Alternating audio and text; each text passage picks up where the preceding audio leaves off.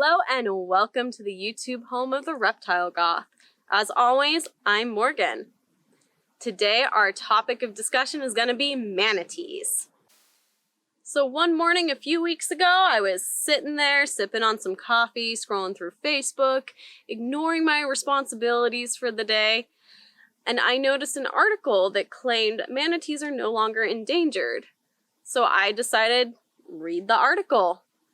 Turns out it was from 2017, and it gave me the idea to start doing a little bit of my own research into manatees and their current conservation status. I just wanted to share some of the fun things that I learned with all of you. There are 3 species of the gentle gray giants we know as manatees. The first species that we're going to talk about is going to be the African manatee. They can tolerate both fresh and salt water and inhabit the tropical coasts of Africa. This species is one of the 2 less studied species of manatees, and a unique thing about them is that they are thought to be primarily nocturnal. The smallest species of manatee is the Amazonian manatee, and they are the only species that entirely inhabits fresh water.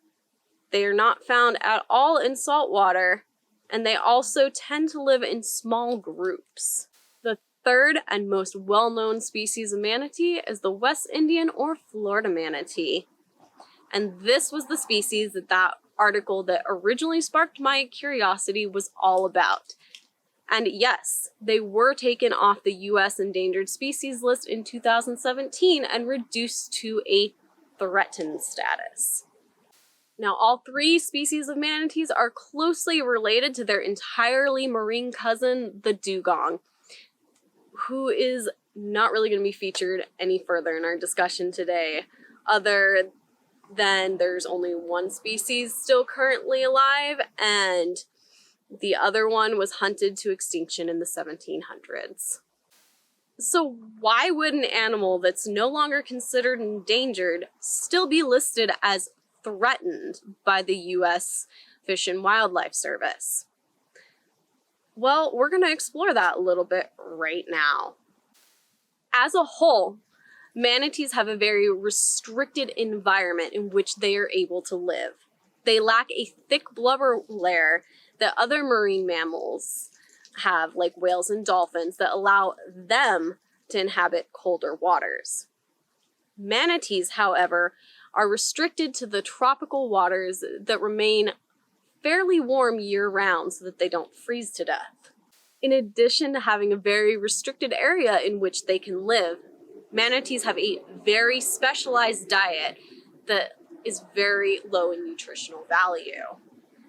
Their main diet consists of plants and algae species that are hard to digest, so they have to eat a very large amount of food to even sustain a baseline for their metabolic functions.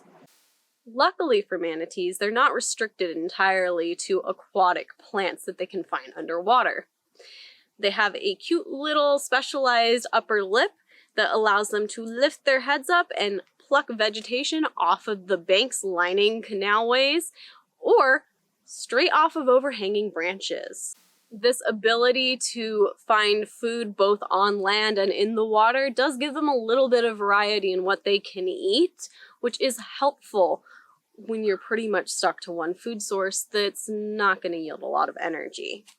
However, they are still going to have a problem that it takes a long time and a lot of energy to digest that food. To help them deal with this abrasive specialized diet, they have a couple of adaptations. The first one is that they have molars that replace themselves throughout their life. They have the ones at the front will wear down, fall out, and the ones at the back will begin to march forward to replace them. The other thing that they have is a gut that's similar to what you're going to find in cattle and other land-dwelling species that subsist entirely on a hard-to-digest diet. Despite the fact that they are specialized to feed on plants, there has been some documentation of manatees using their flippers to dig up roots and even snack on crustaceans and fish from time to time. If it wasn't enough to be restricted in where they can live and what they can eat, it takes a long time for populations to bounce back in number because manatees are very slow breeders. A female manatee will only produce one calf per breeding event after a gestation that takes 12 to 14 months, and then it can take up to 2 years before that calf is going to reach independence, allowing that mother to once again breed. However, the average time between mating events tends to be about 3 to 5 years. Despite those 3 things that manatees kind of have going against them, there's one thing that they have in their favor, and that thing is the fact that they have absolutely no natural predators. So, what's causing their numbers to drop then? Most of it is human activity. The specific interactions with humans that tend to cause manatees to reach their unfortunate ends are boating accidents where they collide with propellers and end up with horrific scars in the best cases and death in the worst. Entanglement in fishing nets, illegal poaching for meat, bones, and hides, and habitat loss due to agricultural and commercial industries. These dangers tend to cause drops in populations that, because of everything we talked about before, makes it very hard for those populations to bounce back, which is why they are still threatened. And this threatened status means they are still in danger of extinction. Since these populations are not recovering quickly at all, they are still considered threatened by the US. In every other international conservation group, they are considered vulnerable to extinction. So they're not safe. If you want to help protect these gentle giants and keep them in our tropical waters for many, many years to come, some of the things you can do are donate or volunteer with a conservation group if you have the means to do so, or do a little bit of research and share some fun facts with the people around you. In fact, if you have some fun facts to share, pop them down into the comments below and share this video out so other people can also join in the conversation. All right, that's all I really have for you guys today.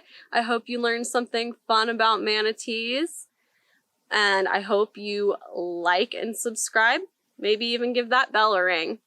See you next time, guys.